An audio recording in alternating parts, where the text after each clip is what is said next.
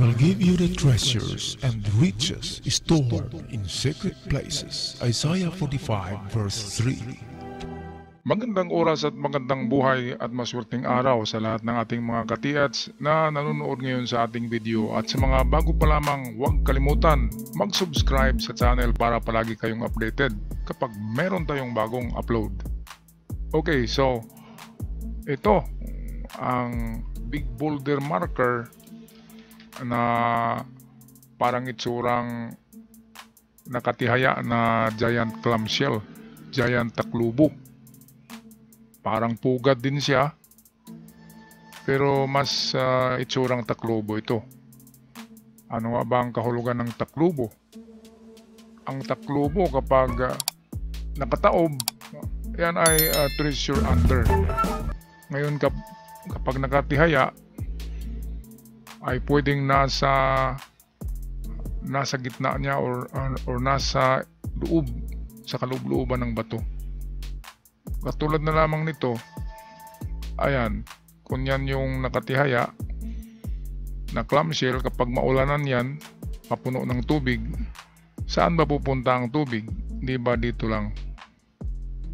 So ganun din sa treasure, ibig sabihin yan, merong nasa loob niyan. Okay, balikan natin yan para sa mga detalye. Dito muna tayo. Ito, meron siyang counter marker dito. Ito yung mga totoong treasure site. Merong mga counter marker. Merong mga katabihan na treasure marker din. Kagaya nito. Ito, cut siya, tinapyas, di ba? Napakaganda. Itong site nila katiits, sa palagay ko ito'y Imperial Treasure. Kasi ang daming marka ng mga bato. Hindi lang isang grupo, nasa 3 grupo ito. So, pwedeng merong 3 burial site. Sa isang burial site ay merong pinakamahina ng 3, 2 giveaway, isang big deposit. Okay, balikan na natin. Ito pala yung mapa, oh. Panghuli na natin yan. Unahin muna natin to. Okay, so itong bato may linya siya at pwedeng naka-direksyon yan papunta sa itong malaking bato na yan. Pero meron siyang visible, masyadong klarong dot, 2 at hinati sa gitna. So ang ibig sabihin yan ay separated treasure, isa doon at isa rin dito. Ngayon, alam natin ang direksyon, pero ang layo ay hindi natin alam. Ngayon, sa mga trial and error, ang magandang layo niyan ay 5 meters. 5 meters din sa kabila. At kung wala, adjust kayo palapit sa 3 meters lang.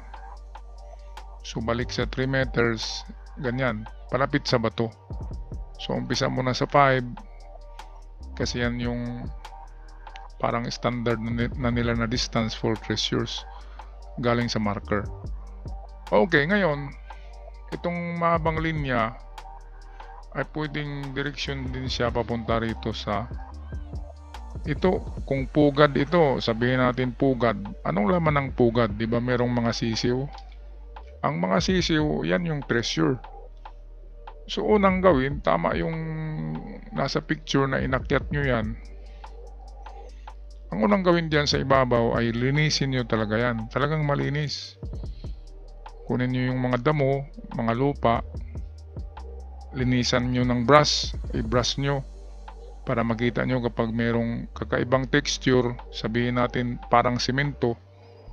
Yung mga texture na yun, ang pukpukin nyo ng maso, lakasan nyo. Kasi baka nakapats ang mga butas at sa loob niyan ay naroon ang item. So yan ang ating una. Treasure inside the rock. Yan, pinakauna yan na remedy. Ang paglinis ng ibabaw at butasin. Hanapin yung tunog na hollow rock At kapag tutunog yan, kapag hinataw nyo ng maso, ibig sabihin mayroong chamber sa loob.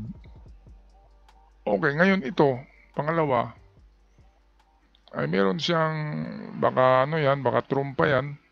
Kung trompa yan, kung saan nakaharap yan, doon ang ano, ang hukay niya. So yan, ang trompa, malapit lang talaga yan sa bato. So, 3 to 4 meters. Parang mata na rin yan, pero ang trompa kapag nag-side view, ganito ang pagkabutas niya. Malaki itong dito at paliit siya, parang imbudo. So, trompa nga siya.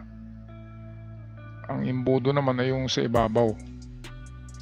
Pag nakatihaya ang trompa, nagaganyan, so imbudo na yan. Ang imbudo ay treasure inside the rock. Ang trompa ay labas sa bato ang item. So, dito siya. Ito na area ito. Ayan, so punta tayo sa iba. Ito naman, napansin nyo, ito'y cut. Pinutol yan. Ngayon, ang puzzle sa mga cut rock ay hanapin ang kaputol niyan. So, saan na ba ang kaputol niyan? Hanapin nyo. At tingnan nyo kung talagang sasakto sa kanya, kapag idikit sila ay magkapareho, ibig sabihin ang kaputol nito ay pwedeng naroon. Sabihin natin ito yung kaputol. Pwedeng dito ang item or dito mismo sa kanya.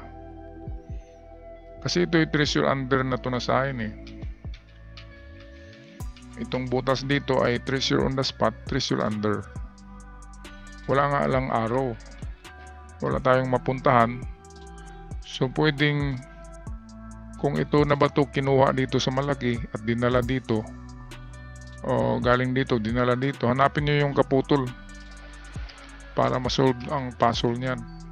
At kapag binuhat yan at dinala dito, ibig sabihin treasure under. So try nyo paghukay ang under niyan. So yan ang ating pangatlong prospect. Okay, ito naman yung sa may ibon yata to. Ito yung ibon na mataba, di ba? Merong mata.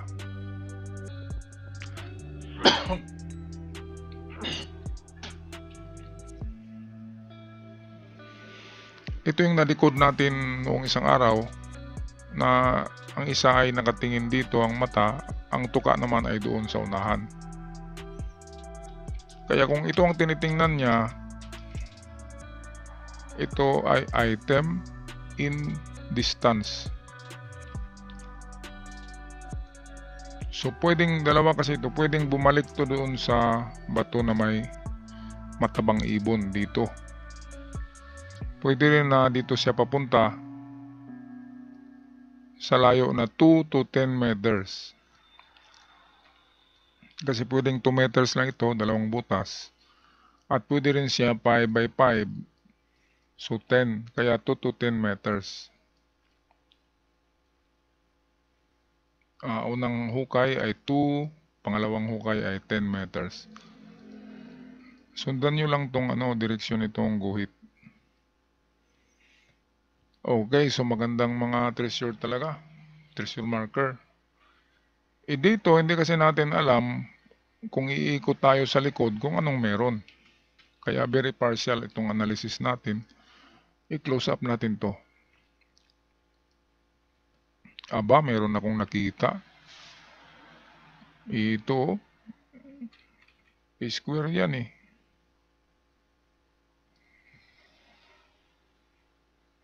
At yung butas ay papasok sa loob. Kaya pwedeng imbudo ito. Pwedeng naka-side view na imbudo. Ang imbudo, ang purpose niyan ay para makakuha siya ng tubig sa ulan. At yung tubig ng ulan ay papatak yun doon sa chamber ng gold. So kung nasa itaas ang imbudo, ganyan yan. Uulan, papasok dito ang ulan, and then babasain niya ang mga gold bars na nasa loob ng bato. Kasi mainit ang bato. Ma-deform ang mga gold bars sa katagalan. Kaya pwedeng nasa loob lang talaga ng bato. Ang item, merong bakso. Ngayon, panghuli ay pwedeng dito na sa kanyang baba. Kasi ayan, oh, merong back sign. Ito may dot pa pala, oh. So pwede dito na dito banda sa baba nitong dot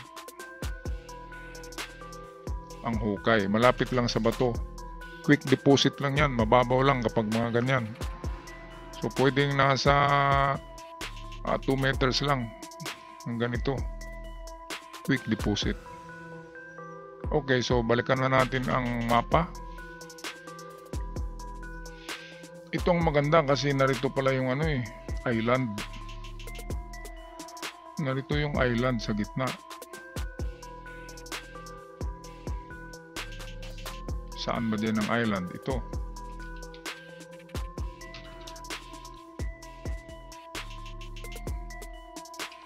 Okay, so sa island ay mayroong malaking bato yata ito. At mayroong sign ng kin na baliktad na arrow. Ganyan yan eh. Ganyan. So kapag ganyan, hindi yan arrow. Yan ay gold. Yan ay sign of gold. Ang arrow ay mahaba.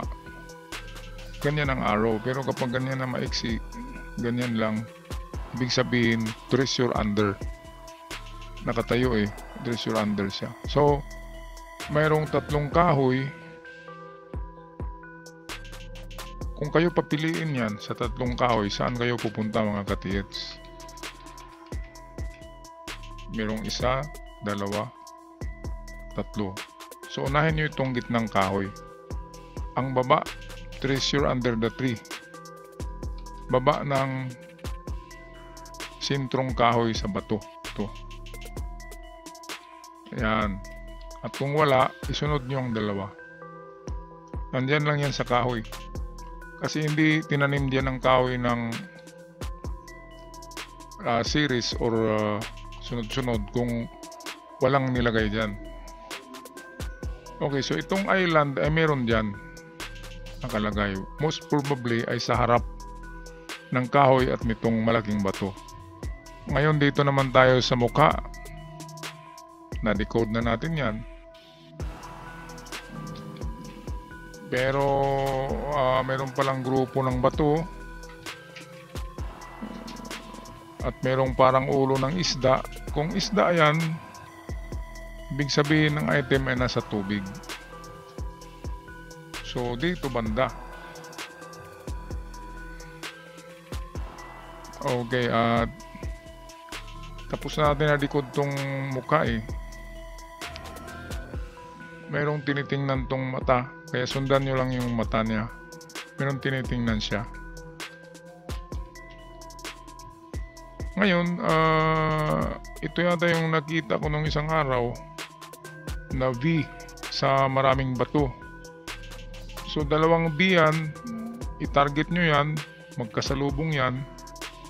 Kung saan magsalubong, so dito ang salubong nila. Mismo sa bato na ito. Kaya ang bato na yan ang hukayin nyo ang under. Ito naman yung ito yung monolith na sinabi ko. So ang monolith ay pwedeng treasure under. At tingnan din kung saan nakatingin yung mata. Kung dito siya nakatarget, ito kasi ay parang letter B. Parang nagaganyan siya na marka. Kung ganyan, gold bars yan.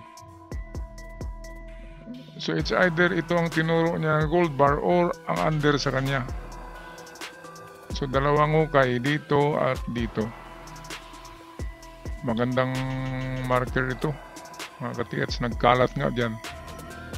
Meron 3 grupo ng ibinaon sa lugar nyo. Okay, good luck sa inyong lahat dyan mga katiyats. Sana ay mapadpad ako dyan. Kung malapit lang yan ay gandang puntahan sana. Kasi napaka-legit ng mga marker nyo. At hanggang sa muli, sana surtihin kayo dyan. Ako'y magpaalam na.